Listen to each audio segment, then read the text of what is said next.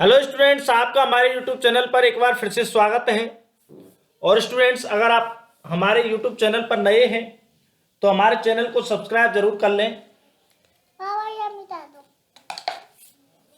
हमारा जो अभी तक चैप्टर चल रहा था हिस्टोपैथोलॉजी में वो था फिक्सेशन या फिक्सेटिव।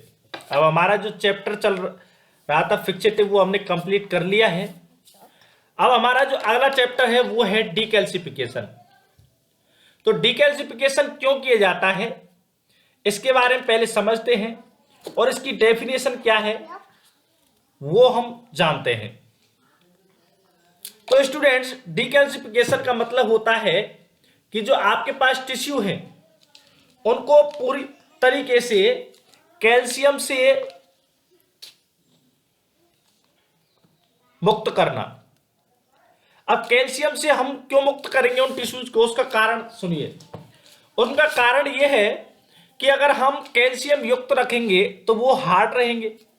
अगर वो हार्ड रहेंगे तो जैसे ही वो माइक्रोटोम के नाइफ के पास जाएंगे वो माइक्रोटोम की नाइफ को तोड़ देंगे। अब माइक्रोटोम क्या होता है, माइक्रोटोमी क्या होता है, ये भी हम आगे आपको विस्तृत रूप से बताएंगे। पहले हम पढ़ते हैं डेफिनेशन।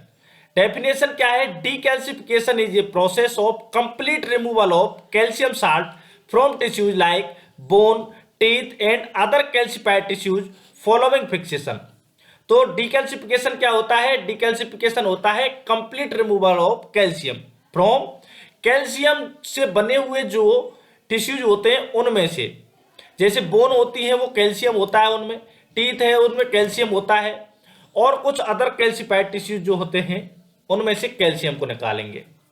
जैसे अगर आप ट्यूबरकुलोसिस में जो नेक्रोटिक टिश्यू जो होता है ट्यूबरकुलोसिस में उसमें कैल्शियम पाया जाता है, ये आप ध्यान रखेंगे।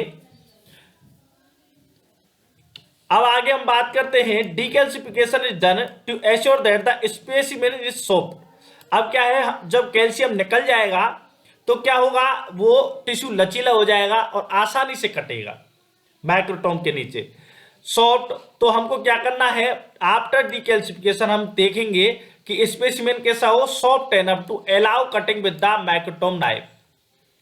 अनलेस अगर ऐसा नहीं हुआ और हार्ड रहा टिश्यू, कैल्शियम से युक्त रहा, तो वो क्या करेगा, tissues in completely decalcified sections will be torn and drag may damage the cutting edge of microtome knife.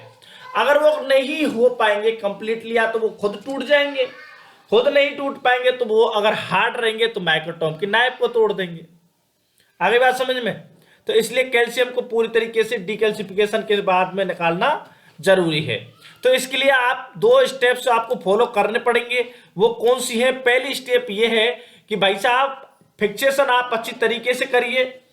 करने के लिए फिक्सेशन आपको ये काम और करना पड़ेगा कि जो टिश्यू है आप उसके 4 to 5 mm के थिक के जो स्लाइसेस हैं वो आप पहले ही बना लीजिए, तब इनको क्या है आप फिक्सेशन में रखिए।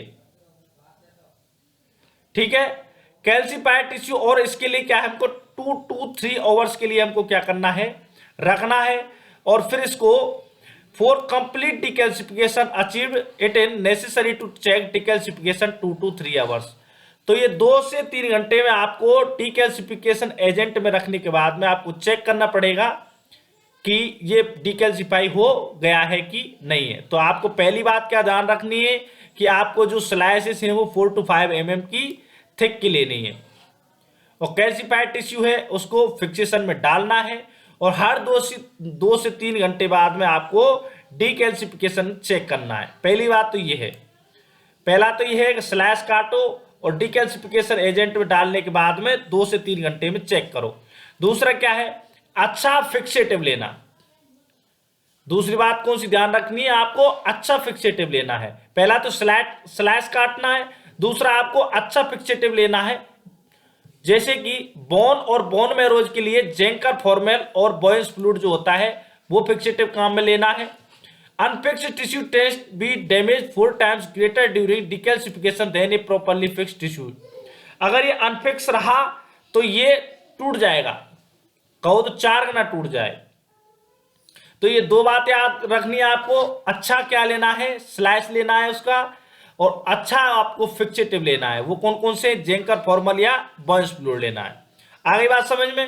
तो ये इसकी स्टेप्स जो आपको ध्यान रखनी है, हर 2 से 3 घंटे में डिकैल्सिफिकेशन को चेक करना है।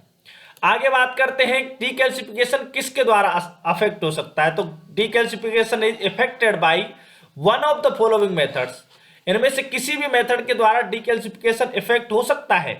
पहला है dissolution of calcium bye A dilute mineral acid.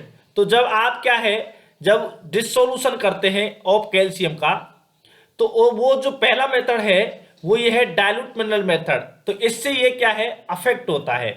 दूसरा है removal of calcium by use of dilute mineral and along with ion exchange reagent to keep decalcifying fluid free of calcium. तो ये दोनों मेथड्स जो हैं, ये आयन एक्सचेंज रिएजेंट है, इसका भी आपको ध्यान रखना है।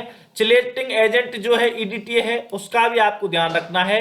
Electrolytic removal of calcium ion from tissue by use of electric current. तो इन चार जो ये जो चीजें हैं, इन चीजों से आप क्या है, चारों चीजों से क्या है, डिकैल्सिफिकेशन इफेक्ट हो सकता है। कौन कौन सी है, जो डाइल्यूट मिनरल एसिड है उससे इफेक्ट हो सकता है, या फिर आयन एक्सचेंज रेजिन से इफेक्ट हो सकता है डिकैल्सिफिकेशन, या फिर ये चिलेटिंग एजेंट EDTA के द्वारा इफेक्ट हो सकता है, या फिर आपको इलेक्ट्रोलाइटिक रिमूवल आप कैल्शियम आयन का कर सकते हैं, तो वो इलेक्ट्रिक करंट के द्वारा भी इफेक्ट हो सकता है। आगे बात समझ में, चार चीजें कौन सी हो गई हैं जिनके द्वारा इफेक्ट है, dilute mineral acid, ion exchange resin, EDTA और इलेक्ट्रिक करंट। इनसे क्या है, डिकैल्सिफिकेशन क्या हो सकता है, इफेक्ट हो सकता है। आगे हम बात करते हैं कि डिकैल्सिफिकेशन इफेक्ट इन चीजों से अगर हो सकता है, तो डिकैल्सिफाइंग एजेंट अच्छा कौन सा रहेगा, जो अच्छी तरीके से क्या करेगा, टिश्यू को डिकैल्सिफाई करेगा। तो उसमें क्या क्या प्रॉपर्टीज हो सकती हैं, आप ये कह सकते हैं कि what are the property of a good decalcifying agent. तो पहली प्रॉपर्टी क्या होती है, जो अच्छा डिकैल्सिफाइंग एजेंट होगा वो कंप्लीट रिमूवल ऑफ कैल्शियम का वो अच्छी तरीके से रिमूव करेगा। Absence of damage of tissue cells, वो कोई भी टिश्यू में डैमेज नहीं करेगा, सेल्स या उसके फाइबर्स हैं। दूसरा है सब्सिक्वेंट स्टेनिंग नॉट अल्टर, उसमें सब्सिक्वेंट जो स्टेनिंग है वो अल्टर नहीं होगी। और शॉर्ट टाइम किसके लिए, डिकैल्सिफिकेशन के लिए लेगा। तो ये हमने बातें की हैं किसके बारे में, डिकैल्सिफिकेशन की, उसकी जो स्टेप्स हैं जिनके बारे में हमको ध्यान रखना है, डेफिनेशन के बारे में पढ़ा है, और डिकैल्सिफिकेशन किन किन चार चीजों के द्वारा अफेक्ट हो सकता है, कौन सी, डाइल्यूट मिनरल एसिड के द्वारा, आयन एक्सचेंज रीजन के द्वारा, EDTA के द्वारा और इलेक्ट्रिक करंट के द्वारा, इनके द्वारा इफेक्ट हो सकता है। गुड जो डिकैल्सिफाइंग एजेंट है उसकी हमने बात की कि उसमें क्या क्या मतलब ये है कि वो टिश्यू को कहीं से डैमेज नहीं करे, और अगर उसकी तुरंत अगर हम स्टेनिंग करते हैं तो वो उसमें कोई परिवर्तन नहीं आए, और उसके लिए डिकैल्सिफिकेशन के लिए क्या है, उसको टाइम कम चाहिए। तो ये क्या है, डिकैल्सिफाइंग एजेंट की प्रॉपर्टीज है। तो आगे हम स्टूडेंट्स बात करेंगे removal of calcium bye mineral acids, यानी ये डिकैल्सिफिकेशन का मेथड है उसके बारे में।